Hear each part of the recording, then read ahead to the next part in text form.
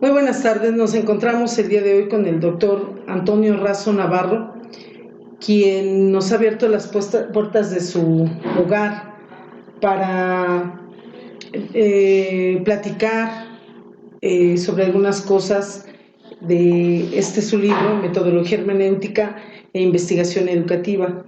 Es un libro interesante al que muchos estudiantes del doctorado y de la maestría nos hemos visto en la situación de consulta para poder de ahí ir conformando algunos de los trabajos que desarrollamos en esta institución y en la tesis para obtener el grado.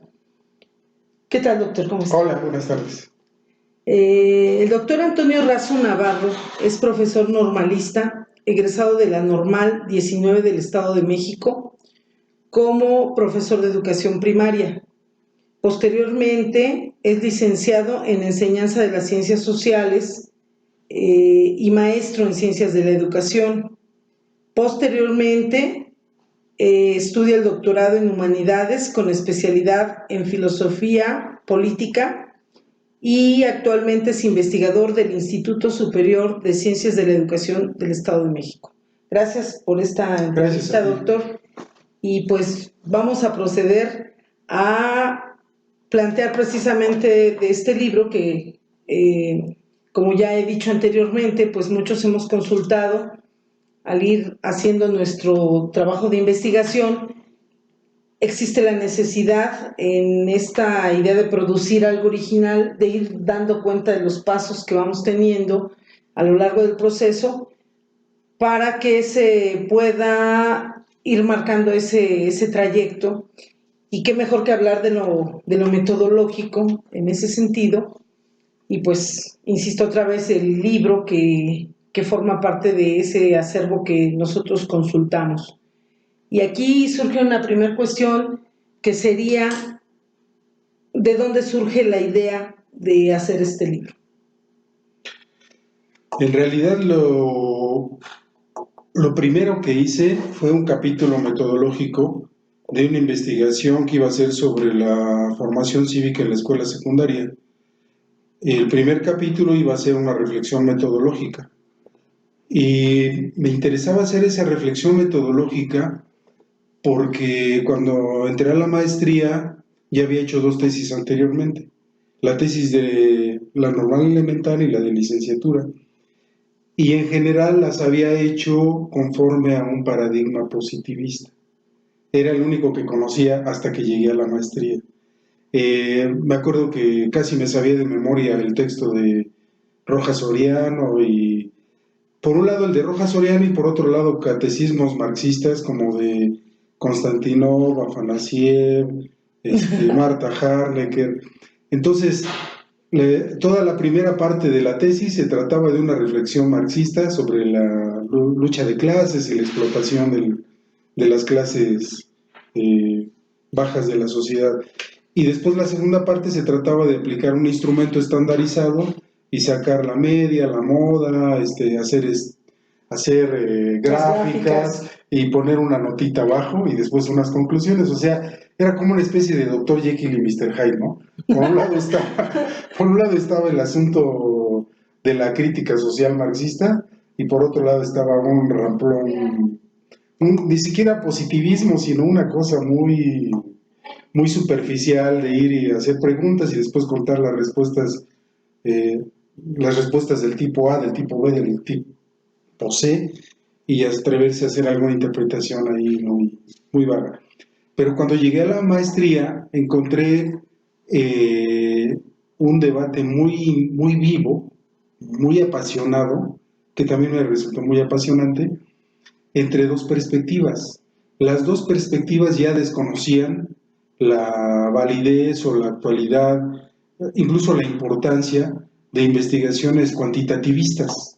En eso estaban de acuerdo, pero se disputaban. Entonces, si quitamos eso, ¿con qué nos quedamos, no? Claro. Y los 2 frentes de disputa que me encontré en la maestría eran, por un lado, los etnógrafos y por otro lado, los hermeneutas. En la versión etnográfica que yo conocí en aquellos años, que eran mediados de los 90, era una versión etnográfica muy empírica, muy de ir al campo, contraer una enfermedad exótica en el campo y acumular un montón de registros ampliados de observación, de entrevista, y después comenzar a hacer pequeños análisis interpretativos, pero era muy empirista. Y del lado hermenéutico me encontré como un aliento más filosófico, más teórico. Cuando hoy lo veo en perspectiva, pienso que unos se parecían más a los topos, que no querían sacar la cabeza debajo de la tierra, ¿no? Y entonces caminaban a ciegas casi ahí debajo de la tierra, y por otro lado como unas águilas que siempre andaban planeando, viendo el conjunto, pero nunca se tomaban la molestia de bajar a llenarse de lodo los pies o de polvo, ¿no? Entonces, pero en ese tiempo, digamos, la gente que partía el queso en ese lugar, en donde estudié la maestría, pues eran irreconciliables, ¿no? Eran absolutamente irreconciliables. Entonces yo decía, pero entonces, ¿qué es una metodología de investigación? O sea, cada vez me sentía más perplejo. Yo creo que por eso algo que iba a ser un capítulo después, pues terminó siendo una tesis. O sea, realmente era una necesidad porque yo no entendía. O sea que parte de la propia necesidad al estar investigando, Sí. en ese proceso, usted se vio en la necesidad de ir viendo para otro lado. ¿Por qué hacer esto y no hacer aquello? ¿O por qué hacer aquello y no hacer esto? ¿Y por qué aquel tipo de abordaje sí y este no? ¿Por qué? O sea, en el fondo, hasta la fecha sigo pensando que una reflexión metodológica es una reflexión de por qué estoy haciendo algo en el contexto de una investigación. Ok. En ese sentido, creo que entonces hablar de una metodología de investigación no es hablar de algo sencillo, es hablar de una complejidad que no se podría explicar con una simple descripción de pasos a seguir. ¿Qué es lo que podríamos entender desde su perspectiva como una metodología de investigación? Mira, primero te voy a comentar cómo lo viví. Primero, en mis tesis de la licenciatura y de la normal elemental, los pasos eran hacer un marco teórico, que después no se ocupaba para hacer la interpretación de los datos empíricos, después diseñar un instrumento que se iba a aplicar a un universo, aplicar unas fórmulas para ver quiénes eran los quienes iban a formar parte de ese universo, aplicar el instrumento y vaciar todo en una licuadora estadística y después hacer breves observaciones. Después me encontré otras dos perspectivas. En la perspectiva etnográfica muy empírica que conocí en aquel tiempo, se trataba de ir a las escuelas y observarlo todo y anotarlo todo. Y si algo no lo anotaba, entonces no sucedió, porque para que yo pueda sostener algo tiene que estar en el registro de observación, ¿no? Que era como, por eso te digo que era como muy empírico, muy ceñido al dato. Y luego la perspectiva hermenéutica, tal como se aprendía en ese tiempo en la maestría, pues era más bien ponerse a leer un montón de textos de filosofía de la ciencia, de hermenéutica, y entonces suspirar en la Torre de Marfil con los grandes conceptos, ¿no? Y entonces cuando yo veía esas tres formas de plantear lo que era una metodología, pues menos entendía, ¿no? Si ahora tú me preguntas qué es una metodología, yo te diría que una metodología no es una serie de pasos, no es un problema primariamente procedimental, sino que metodología viene de dos palabras griegas, métodos, que significa camino o proceso, y logos, que tiene muchas acepciones, entre otras, razón, discurso, palabra, reflexión, ¿no?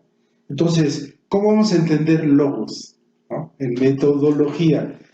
Que a mí me parece una forma fecunda de entenderlo, la reflexión sobre lo que hacemos cuando investigamos, o lo que subyace a lo que hacemos cuando investigamos. Y entonces considero que lo fundamental de la metodología es la perspectiva metateórica desde la cual, queramos o no, nos lo propongamos o no, investigamos. Es decir, ¿cuál es esa perspectiva? ¿Cuál es esa preestructura o cuál es ese horizonte que damos por sentado y casi nunca problematizamos, y desde el cual interrogamos a la realidad que queremos investigar, y desde la cual construimos nuestro objeto de estudio. Toda esa preestructura, todo ese horizonte, es lo que hay que reflexionar. Y en esa reflexión consiste la metodología de investigación. Por eso una metodología de investigación es una reflexión sobre nuestro horizonte metateórico, teórico y procedimental cuando hacemos investigación. O sea que podríamos considerar que no es solo un apartado que se hace en un momento final de la tesis y ya quedó en el puro apartado, sino que permea todo el trabajo porque se va haciendo sobre... Así es, aunque no nos demos cuenta. Y creo que la parte fundamental de una metodología de investigación y sobre la que fundamentalmente hay que reflexionar es la que se refiere a la preestructura metateórica. Ni siquiera la teórica, porque la teórica, ahí tenemos más o menos claro cuáles son los conceptos clave que estamos utilizando a partir de un autor, de otro autor. Pero la perspectiva metateórica, esa es la que más se nos cuela y la que nos juega más trampas, ¿no? Y en las que caemos de una forma más contundente. Entonces, la perspectiva metateórica sobre la que hay que reflexionar está hecha de algunos elementos.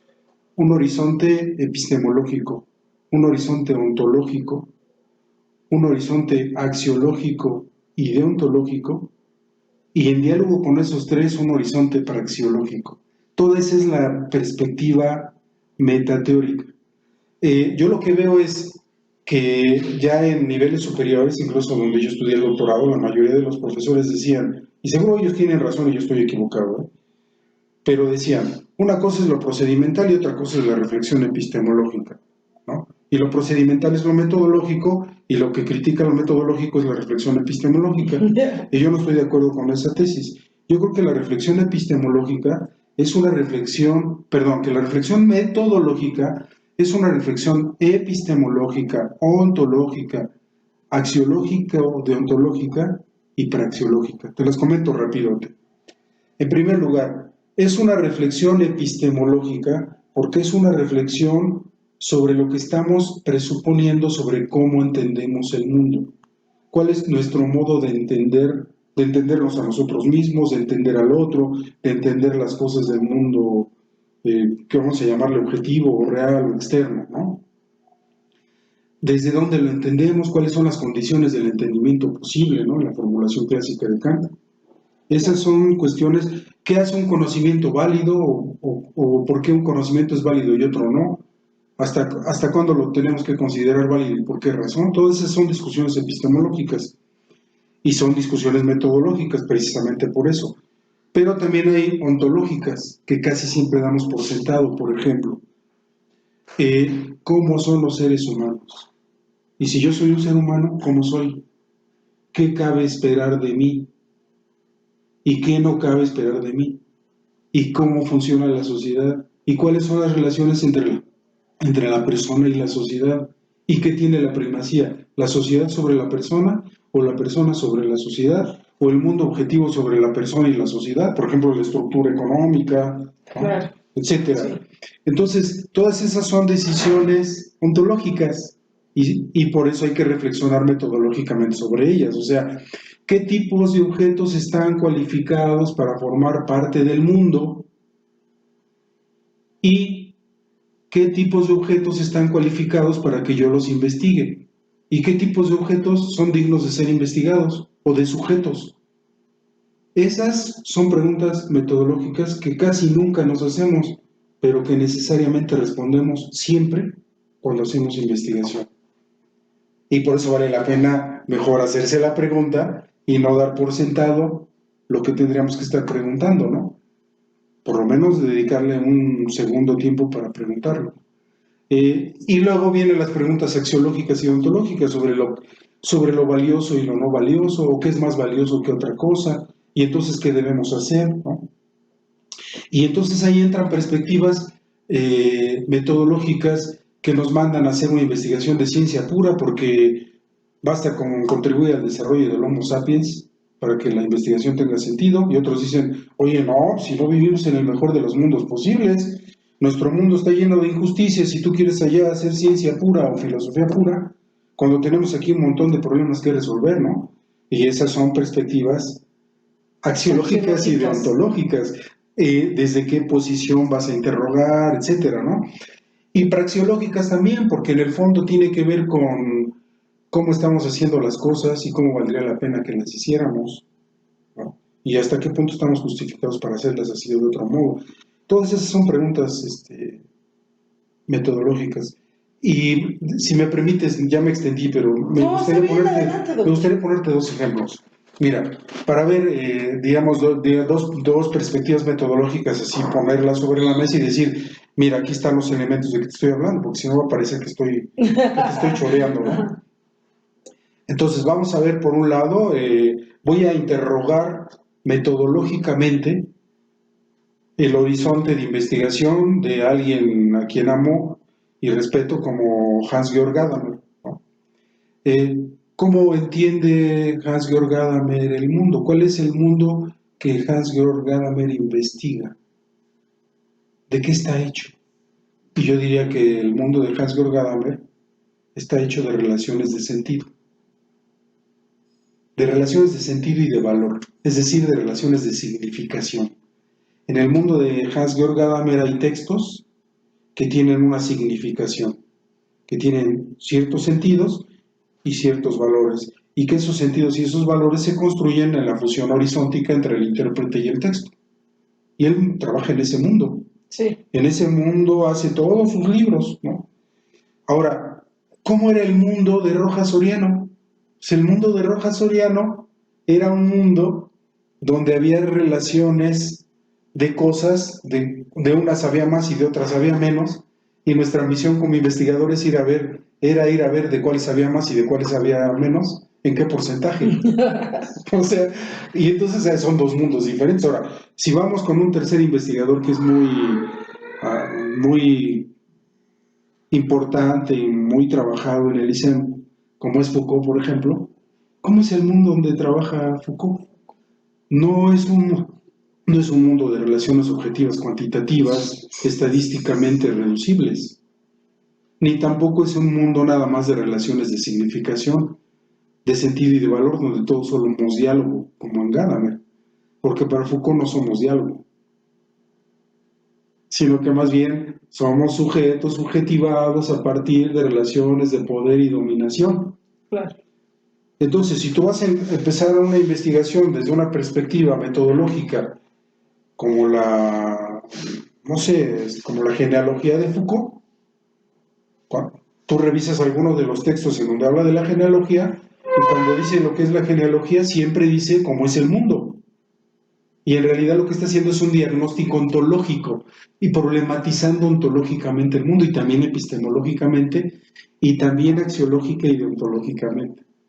Y entonces de esa manera te las puedes saber en tu praxis de distintas formas. En un caso, para trabajar en un mundo que está cuantificado y que está matemáticamente reducido, de tal forma que tú veas cuál es la variable que quieres mover o cuál no. Y en el otro caso, un mundo en donde hay relaciones de sentido y de valor, en donde necesitas entrar en diálogo con el otro o con lo otro para entenderlo mejor y entenderte mejor a ti mismo, ¿no?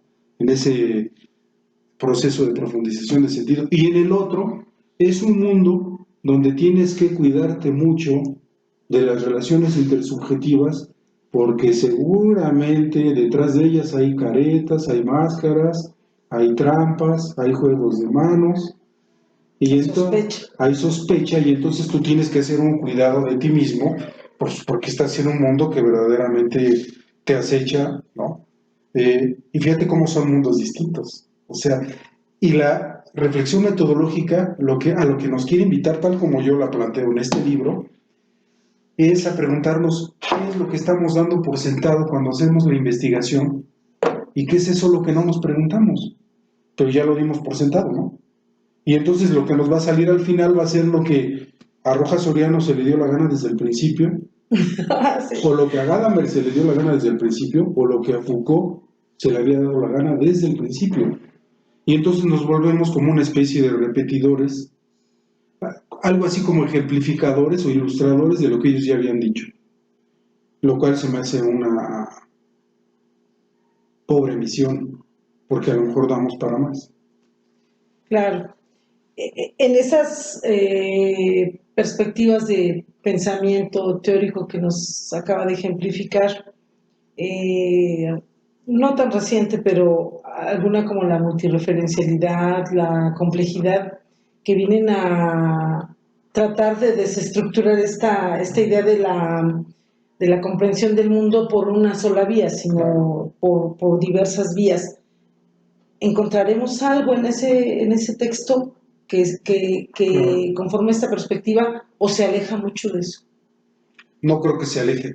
Yo creo que las buenas perspectivas metodológicas, digamos, las más críticas, las más interesantes, desde la antigüedad, son perspectivas complejas, que son capaces de ver las distintas dimensiones de un problema, o al menos tal vez no todas, pero sí ver distintas dimensiones, para tratar de no ver solo desde arriba, o solo desde abajo, o solo desde la derecha, o solo desde la izquierda, sino ver las distintas dimensiones. Te pongo un ejemplo de un texto de 1857 escrito por Karl Marx, que se llama Introducción a la crítica y la economía política, en donde habla del método del abstracto concreto abstracto, ¿no? O más bien del concreto abstracto concreto. Entonces dice, cuando nosotros nos acercamos a hacer una investigación, lo primero que vemos es un mundo que parece muy concreto. Y vemos ahí como si todo marchara bien, ¿no? Todo nos parece muy concreto. Pero en el fondo no tenemos una mirada sincrética, dice Marx. Es sincrética porque no vemos las relaciones. Es como cuando a un niño pequeño lo pones a dibujar una bicicleta y pone las ruedas y pone el manubrio, pero no ve cómo son las relaciones del manubrio con la rueda que va a dar vuelta o que va a girar, ni ve las relaciones de la cadena de transmisión de los pedales con la Rueda trasera. con la dentadura de la rueda trasera. Entonces, como no hay esas relaciones, pues lo que tiene la persona que hizo ese dibujo de la bicicleta es una mirada aparentemente concreta, pero que realmente no es concreta, sino es sincrética, Claro. porque no hay relaciones ahí. Entonces después ya viene una mirada más abstracta, en donde tratamos donde se nos complejiza todo, y ya llega el momento en que nos sentimos como un perro en el periférico, ¿no? En donde ya todo se nos descompone, y entonces, pero nos esforzamos para ver cuáles son los elementos más importantes y cuáles son las relaciones entre ellos. No es nada más un mundo hecho de ruedas y manubrio, ¿no? Sino que es un mundo donde a lo mejor las ruedas y el manubrio están obedeciendo a otros impulsos que nosotros ni nos hemos dado cuenta cuáles son. Y nos comenzamos a preguntar eso.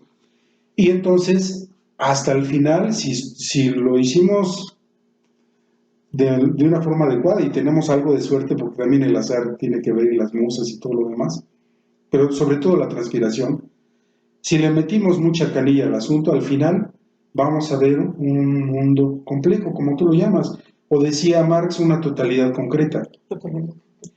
Que una totalidad concreta es concreta porque es la síntesis de múltiples determinaciones y por lo tanto unidad de lo diverso, ¿no? Entonces, ves ese objeto que estás investigando, que es al mismo tiempo concreto, pero porque forma parte de una totalidad en la que cobra sentido. Y es una totalidad de relaciones, ¿no? Y entonces, si te fijas ahí, por lo menos tendríamos que datar a 1857 la mirada de la complejidad, ¿no? Claro. Pero incluso podríamos extendernos a autores que desde la antigüedad desde la antigüedad griega, trataban de ver cómo las cosas no eran tan unilaterales, sino que se podrían ver de distintos modos. Por ejemplo, cualquier diálogo de Platón, pero algunos especialmente, lo que hacen es mostrarte una mirada, y luego otra mirada, y luego otra mirada, y al final una perplejidad y decir, ¿y entonces? ¿Ahora para dónde? Exactamente, porque ahí lo que están viendo es tres modos distintos de entender lo que sea la virtud, ¿no? Y ya todos problematizados, unos por una razón, o la justicia, o lo que sea, o sea, los distintos problemas del alma, de Dios, eh, y entonces son miradas complejas. O sea, yo creo que eso de la mirada de la complejidad no es tan reciente. Yo creo que una investigación eh, desarrollada con elementos mínimos de lo que se exigiría a una investigación con rigor, tendría que ser una en la que se tomen en serio distintas dimensiones del objeto investigado, en las que no se unilateralice y en las que se vuelva uno capaz de ver cuáles son las relaciones en juego. No solo relaciones objetivas, relaciones intersubjetivas, relaciones conceptuales, incluso la relación del investigador con lo que está tratando de investigar. La, ¿cómo le llaman? Incorporación, se me fue la palabra, pero es estar en contacto con ese objeto y poderlo mirar desde distintas perspectivas, ¿no? En ese sentido. Si lo relacionamos con lo que veíamos hace rato, eh, va a ser sacrílego para algunos lo que voy a decir ahora, pero pues, está bien.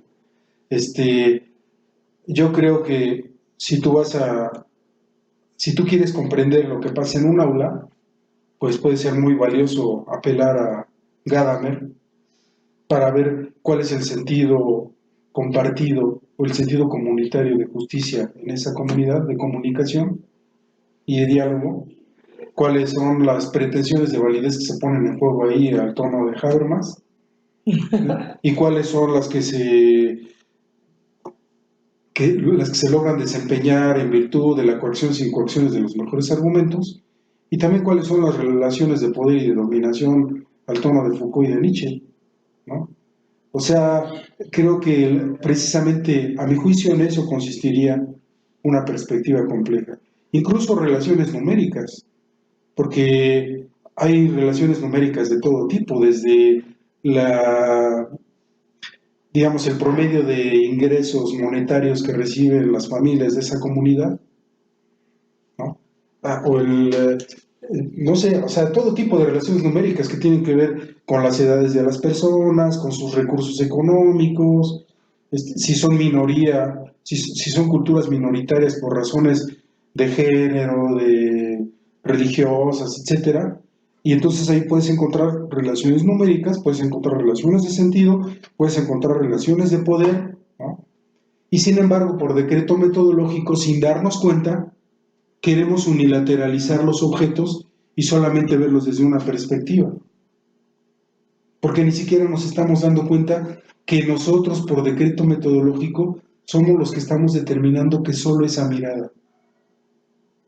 Cuando hablamos de una metodología constitutiva, porque ahí lo dice, y también maneja algunos términos que me han llamado la atención, como las metodologías, algunas llamadas a priori y las a posteriori, podríamos ubicar entonces el trabajo que usted plantea en las a posteriori, en la metodología constituyente, o no exactamente.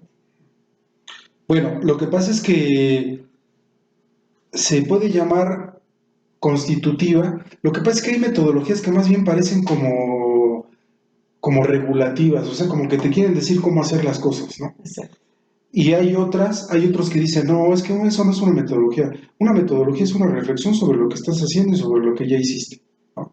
Entonces parece como que hay unos que desde antes te quieren decir, desde antes te quieren leer la cartilla de tienes que hacer esto, luego esto y luego esto. Y hay otros que dicen, no, más bien cuando acabes tienes que decir, hice esto, esto y esto, ¿no? Y creo que no, yo no estoy de acuerdo con ninguna de las dos, más bien forma parte de lo que estamos haciendo. O sea, la metodología entendida como reflexión sobre lo que estamos haciendo y por qué lo estamos haciendo, qué estamos construyendo y por qué lo estamos construyendo así. O sea, qué estamos interrogando desde dónde y por qué lo estamos interrogando desde ahí y no desde otro lado. Y desde dónde otro lado, desde cuál otro lado lo podríamos investigar, ¿no?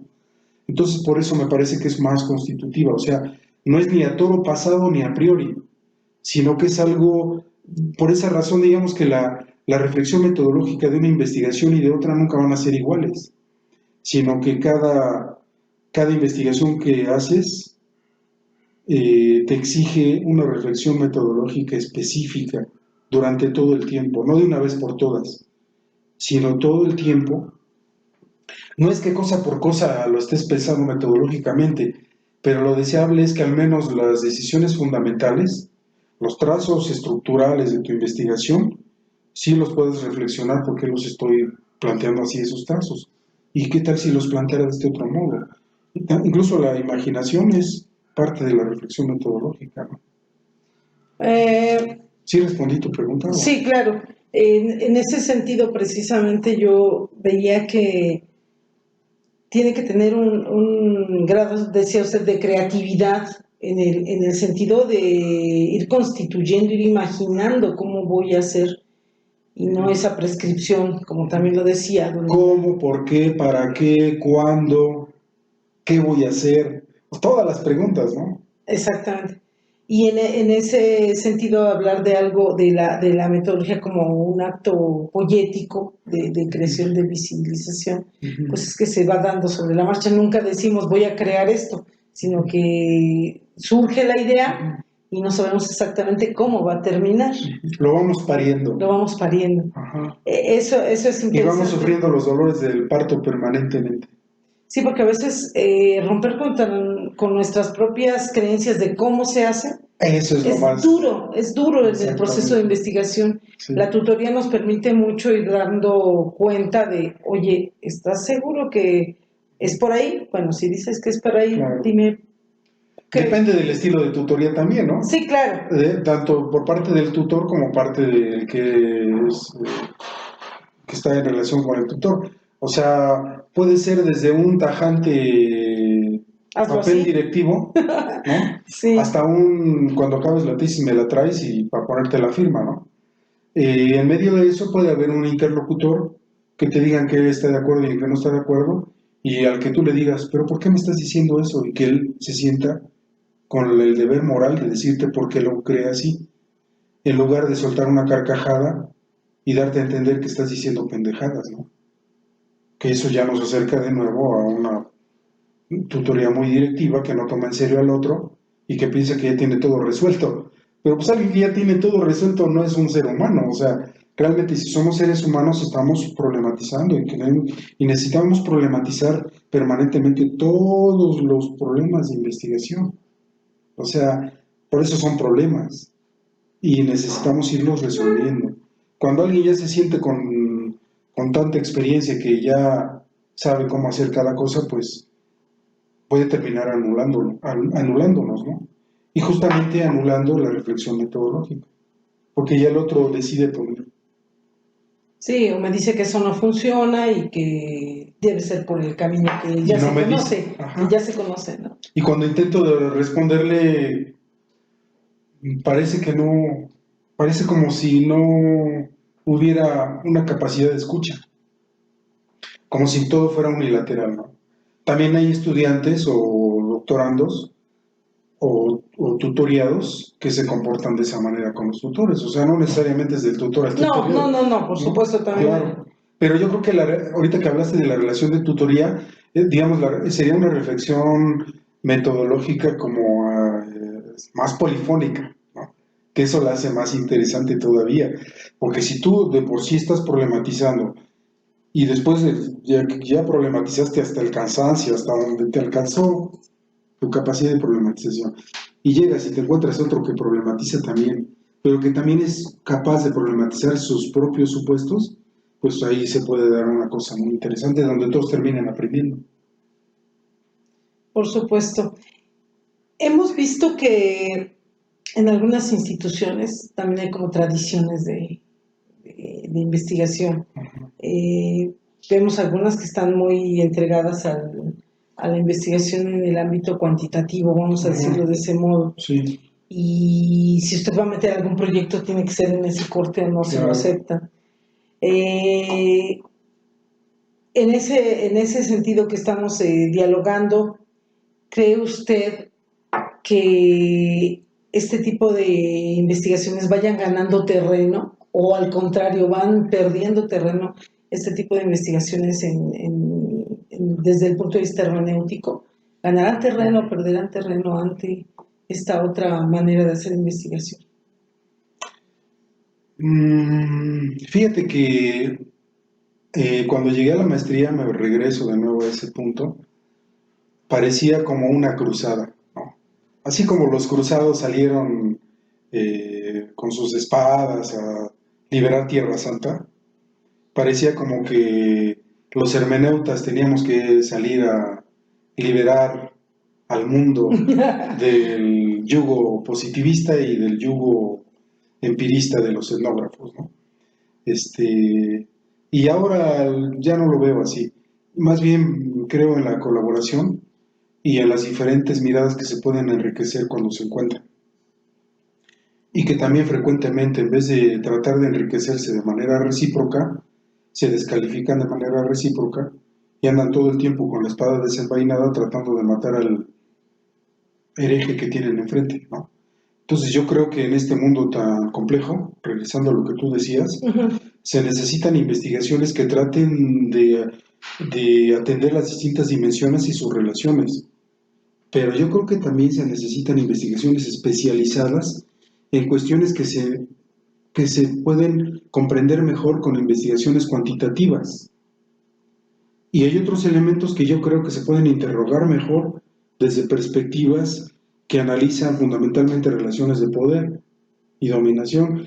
Y también hay otras investigaciones, otros objetos de estudio que se construyen mejor y se iluminan más si tú estás concibiendo el mundo en términos de relaciones de sentido, de valor, de construcción compartida de significaciones, ¿no? Entonces, yo no creo que estemos ya en el momento en el que una perspectiva le tenga que ganar a las demás, o veamos quién va ganando y quién va perdiendo, ¿no? Yo creo que hay enclaves donde la investigación que trata de comprender los sentidos comunitarios están muy sólidamente establecidas, por ejemplo, en la Escuela Nacional de Antropología e Historia, ¿no? A eso se dedican. Ahora, si tú vas a la Facultad de Economía o al Instituto de Investigaciones Económicas, pues seguramente vas a encontrar muchas investigaciones de corte cuantitativo que seguramente tienen mucho sentido y otras que tratan de ver cómo la gente le da significación a eso, a sus relaciones con los bienes de consumo, etcétera, ¿no? Y entonces ahí, digamos, puedes encontrar lo mismo, investigaciones que traten de articular distintas miradas, hasta investigaciones que estén planteadas desde distintas miradas y que por eso, con mucha profundidad, te pueden ayudar a entender distintas dimensiones de un problema. Y yo creo que está bien. O sea, lo que sí se me haría de pesadilla sería un mundo en el que se impusiera una sola perspectiva metodológica, ¿no? Con toda su carga de una sola mirada epistemológica, un solo diagnóstico ontológico, una sola meta axiológica y ontológica y una sola forma de habérselas con la praxis. Eso sí se me haría terrorífico, ¿no? Mientras haya distintas miradas, entonces podemos aspirar a tener un diálogo polifónico. Sí, que puedan coexistir, digamos, ¿no? Y no sea esta idea de ganar terreno, sino de estar ahí para ver qué es lo que pueden resolver. ¿Qué puede aportar? Aportar sería la... ¿Con qué contribuye cada una? Claro. Y también encontrarse y criticarse recíprocamente, que eso es parte muy importante de la tarea de investigación, ¿no? Ver cuáles son las limitaciones de una desde la mirada de la otra, pero tratando también de reconocer, si yo me interrogo desde la otra mirada, cuáles serían mis limitaciones. Eso es lo que casi nunca hacemos. Casi nunca. Bien. Esta pregunta que vamos a realizar es lo que yo ya le llamaría una diferencia teórica que encuentro en su texto con Gadamer. Y la pregunta sería, ¿por qué la hermenéutica es una metodología de investigación? ¿Sí hay una diferencia o no es tal? Fíjate que desde que estaba escribiendo el libro y luego cuando se publicó, esa es una de las cosas que constantemente me preguntan, porque hay algunos autores que sostienen de una manera muy enfática que la hermenéutica, que el problema hermenéutico no es un problema metodológico, sino que es un problema ontológico. Generalmente se cita en el fondo a Heidegger para sostener esa tesis. Y en efecto, por ahí del parágrafo 30-32 de Ser y Tiempo, Heidegger discute la hermenéutica como un problema ontológico del ser en el mundo, ¿no? De un ser que necesita comprender el mundo y comprenderse desde su ser arrojado, desde su ser proyectante, etc.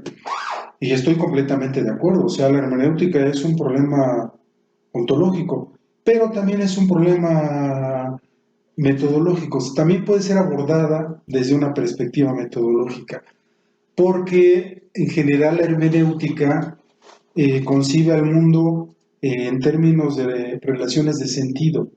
Incluso, por ejemplo, en la hermenéutica del sujeto de Foucault, en donde puede haber un trasfondo de relaciones de poder, pero también hay relaciones de sentido. Y hay una interrogación sobre el sentido de sí mismo y una inquietud de sí, etcétera, ¿no? Que necesitan resolverse también no solo en términos de relaciones de poder, sino también en términos de relaciones de sentido, ¿no?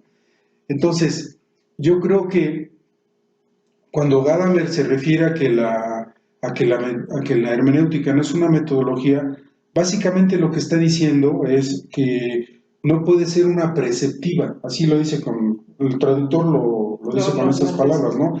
Dice, la metodología no es una preceptiva procedimental, no es una metodología. O sea, de pronto trabaja alternativamente el concepto de método y el concepto de metodología, y a tono con las perspectivas positivistas que él critica en toda la línea, no está de acuerdo con que se convierta en una especie de tecnología la hermenéutica. Y si a mí me preguntas, ¿tú estás de acuerdo que la hermenéutica se convierte como en una tecnología? Yo diría, pues claro que no, estoy totalmente de acuerdo con Gadamer. O sea, desde ese punto de vista, la hermenéutica no es una metodología. Si una metodología es una tecnología, entonces la hermenéutica no es una metodología. Entonces Gadamer y yo en eso estamos de acuerdo. Sin embargo, si lo vemos desde otro punto de vista, por ejemplo, desde el punto de vista que la han explorado teóricos como Paul Ricoeur o como Jürgen Habermas, la hermenéutica sí puede ser concebida como una metodología en el sentido de que nos permite problematizar nuestro horizonte de interrogación del otro, de lo otro y de nosotros mismos. Un horizonte de interrogación en el que se parte del presupuesto de que nuestro mundo está constituido por relaciones de sentido, también de relaciones de poder y también relaciones objetivas estructurales, ¿no? Y entonces ahí ya tenemos como ¿qué tipos de objetos están cualificados para formar parte del mundo? Digamos, desde una perspectiva de Habermas, pues son elementos que pueden, digamos, son elementos que lo mismo te colocan en estoy buscando un concepto de Habermas para ilustrarlo, que te pueden colocar en una relación de manipulación, en donde otro te está tratando de manipular para que hagas lo que el otro quiere para el beneficio del otro, en donde tú te conviertes un medio o un obstáculo para la consecución de los fines del otro, pero también puedes estar en relaciones de comunicación sistemáticamente distorsionada, en donde tú estás tratando de convencer a unos alumnos de algo que tú estás convencido, pero estás convencido porque alguien ya te manipuló, ¿no? O puede ser también que una vez que hagas los procesos de crítica de todas esas relaciones naturalizadas de poder, de violencia y de dominación, puedas estar en condiciones de restablecer unas condiciones de comunicación, ¿no? Para tener una comunicación válida con los otros. Y entonces eso te brinda desde luego una perspectiva metodológica, o sea, si te fijas son perspectivas metodológicas, o sea, en donde lo que está en juego es cómo entendemos el mundo a nosotros mismos y al otro, luego cómo es el mundo, y luego qué es lo que vale y qué es lo que no vale. Entonces, desde ese punto de vista, no hay una sola hermenéutica, hay hermenéuticas. Es como una palabra de esas que se utiliza para designar muchas cosas, o sea, porque digamos, no se puede meter en un saco todas las hermenéuticas, ni todos los positivismos, ni todas las etnografías, ni todas las perspectivas de la complejidad, ¿no? pero creo que de modo general sí puede haber perspectivas hermenéuticas. Algunas de las ideas clave de cualquier perspectiva hermenéutica, a mi juicio, es ¿cuáles serían algunos de los rasgos de una perspectiva reconocible como hermenéutica? Uno, que reconoce que siempre que nos enfrentamos a la tarea de la comprensión, lo hacemos desde una preestructura de la comprensión, desde horizontes previos que podemos ir revisando. Dos, que sí podemos pasar de estados de menor comprensión a mayor comprensión o de peor comprensión a mejor comprensión, pero que siempre son revisables. Y que en todo ese proceso puede haber relaciones de sentido y también puede haber relaciones de poder. Y yo creo que una perspectiva que acepte eso podría ser considerada una perspectiva hermenéutica, sin mayor problema. Interesante. Digo, al estar leyendo y consultando el texto, me encontré con una cosa que me gustó cómo se escucha, pero que nos gustaría más que lo planteara en vivo y a todo color. ¿A qué le llamamos lo digno de ser investigado? Sí, mira, ya también eso me lo han comentado varias veces. Por suerte sí he tenido lectores de este libro. He escrito otras cosas, por lo menos en 5 o 6 libros está mi nombre, pero hay veces que me da la impresión de que no se ha leído como se ha leído este. Y sobre este libro me han preguntado varias veces eso. Cuando yo digo lo digno de ser investigado, no es que haya algo que sea lo digno de ser investigado de una vez por todas, sino lo digno de ser investigado según la perspectiva metodológica. Si tú partes desde una perspectiva metodológica objetivista, entonces lo digno de ser investigado son relaciones objetivas, que son externas, cuantificables, verificables, ¿no? Son lo que las escuelas primarias todavía hasta hace unos pocos meses le llamaban las evidencias, no sé si sigue siendo, sí, no sé. Exámenes estandarizados. Nuestro objetivo ahora es subir 2 puntos más, ¿no? Hasta comerciales acaban en el radio, o sea, vivían en ese mundo. Y entonces para ellos, ¿qué es lo digno de ser investigado? Si ya subimos 2 puntos más, ¿no? En los promedios de la prueba PISA. Entonces, para ellos eso es lo digno de ser investigado. Si tú lo miras desde una perspectiva de altuseriana, de los años 70, pues lo digno de ser investigado pues son las relaciones de explotación, ¿no?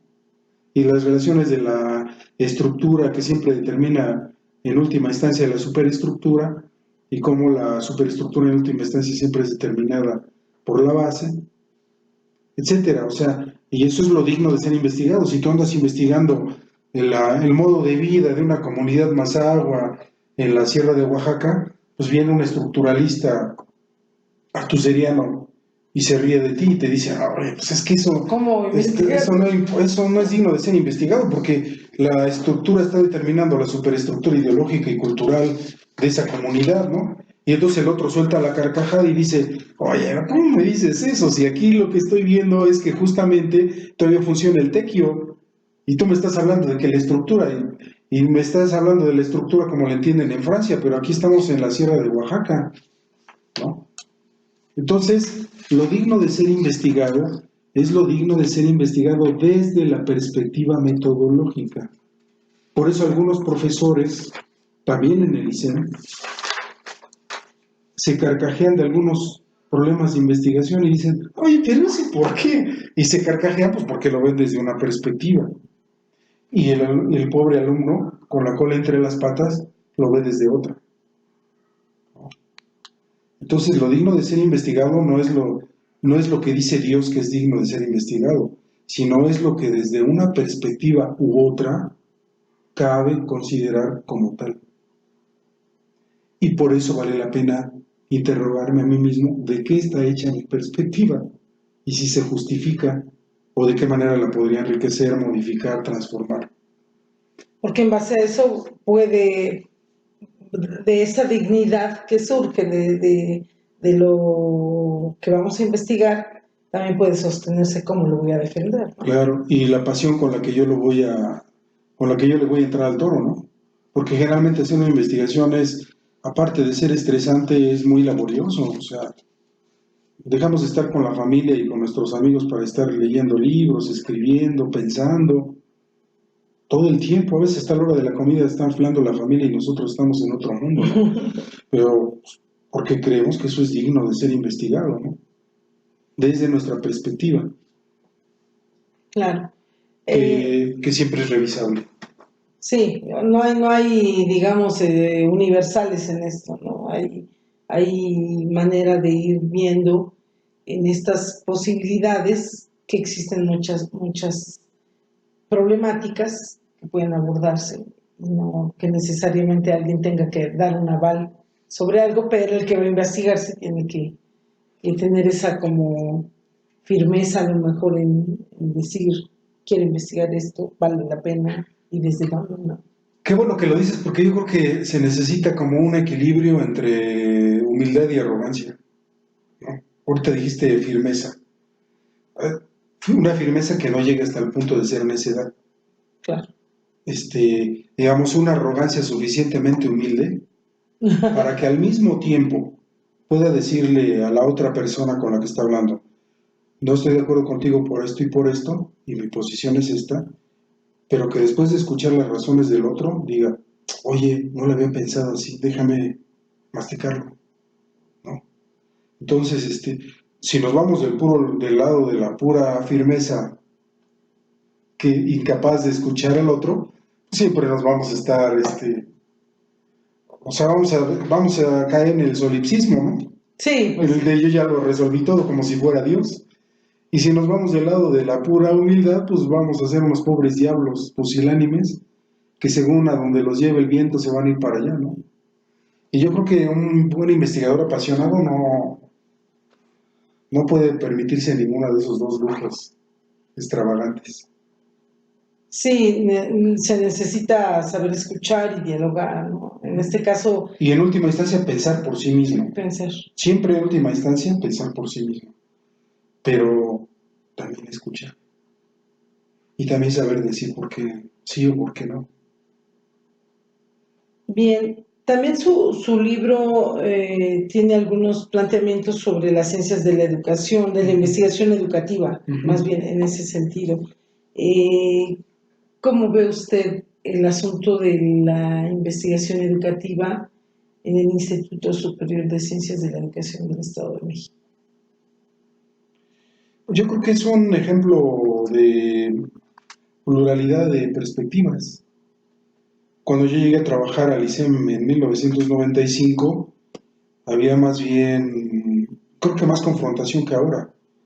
En estos últimos años he visto más apertura, como más disposición a mirar las perspectivas de los otros. Y yo creo que eso es lo más rico que tiene el ICEM. En el ICEM hay personas que egresamos por ejemplo, yo egresé, el doctorado lo hice en la Universidad Autónoma Metropolitana en filosofía política, ¿no? Y tengo compañeros de Chalco que egresaron de pedagogía de la UNAM, otros egresaron de ciencia política de otra unidad de la Universidad Autónoma Metropolitana, otros de la Escuela Nacional de Antropología e Historia, y así sucesivamente. Entonces, eso que parecía un estorbo y que parecía en aquella mirada de los cruzados que necesitaban salir para acabar con los herejes, yo veo que cada vez se va convirtiendo más en una posibilidad de ver que hay distintas miradas y que pueden ser fecundas y que no hay más, eso de no hay más ruta que la nuestra, que decían en la Escuela Mexicana de Pintura, creo que no, o sea, no es el caso. Puede haber muchas rutas. Creo que los que salen ganando con esa pluralidad de miradas son los estudiantes. Seguramente cuando están escuchando una sesión piensan, si lo escuchara el profesor fulano o el doctor fulano, no estaría de acuerdo con él, ¿no? Y a mí me llegó a tocar varias veces que me decían, no, pero la maestra fulana de tal refutaría lo que usted está diciendo por esto y por esto, ¿no? Y entonces yo les decía, bueno, a ver, tú plantéamelo, tú dímelo, ¿tú cómo lo ves? O o sostienes, yo discuto contigo, porque pues ahorita no está la maestra o no está el maestro, ¿no? Y creo que esa es una de las grandes cosas que veo en el ISEM, que como hay una pluralidad de procedencias, de comunidades de procedencia y de perspectivas metateóricas, procedimentales, teóricas, entonces los estudiantes pueden aprender a ver de manera más compleja los problemas, construirlos de manera más compleja. Claro, incluso en el segundo semestre del doctorado, justamente hay un seminario básico de esta conformación metodológica y ahí pues se pueden ver muchas perspectivas metodológicas como posibilidad. Claro. Y cada una trabaja trabajan en mundos distintos. Sí, sí, sí. Y en el mundo de esta metodología está constituido por estos tipos de elementos relacionados de esta forma. Y el de esta metodología es otro mundo, donde las personas son de otro modo y tienen distinto peso relativo en relación con las estructuras con las otras personas, etcétera. O sea, entonces, digamos, acercarse a esas muchas formas de matar pulgas, yo creo que es una de las cosas que más nos pueden enriquecer, ¿no? Salir de la pobreza de pensar que no hay más ruta que la nuestra. Así es. Pues vamos llegando al final, doctor, con el agradecimiento especial de habernos abierto este espacio y también sabemos que está a punto de retirarse de la docencia y creo que es importante pues felicitarle su trayectoria que deja un legado importante para el Instituto Superior. Quisiera dirigir algunas palabras para las generaciones posteriores del ISEM, sobre todo en los que estamos en formación. ¿Qué es lo que le ha dejado a esta institución? Ay, me ha dejado la oportunidad de sentirme muy exigido cada vez que entraba a dar una clase, porque como reconozco mucho a muchos de mis colegas, como los tengo en un altísimo concepto, como personas y como académicos, aunque no siempre estoy de acuerdo con ellos, y frecuentemente estamos en desacuerdo, pero siempre sentí una gran responsabilidad de entrar a los grupos. En primer lugar, desde que fui profesor de primaria, siempre sentí una gran responsabilidad, ¿no? De estar enfrente de un grupo de estudiantes que a veces no aprenden tanto lo que uno les quiere enseñar, sino quién es uno, quién es, o sea, quién es como persona el maestro Toño, ¿no? El profesor Toño. Y entonces, para mí, entrar al ISEM fue, por un lado eso, tratar de ser un Toño digno de ser reconocido como maestro del ISEM, un ISEM al que tengo una alta estima, y a sabiendas de que en ese lugar en donde yo estaba trabajando un curso, también estaban otras personas a las que respeto muchísimo y que siempre hacían que yo sintiera las varas muy altas. Y entonces, al tener esa exigencia hacia mí, pues creo que lo que me dejó el ISEM fue una oportunidad de nunca cejar en la exigencia, en la autoexigencia, ¿no? Para tratar de ser siempre un mejor investigador, un mejor profesor, ¿no? Un buen académico, tal como yo lo entendía. Muy bien.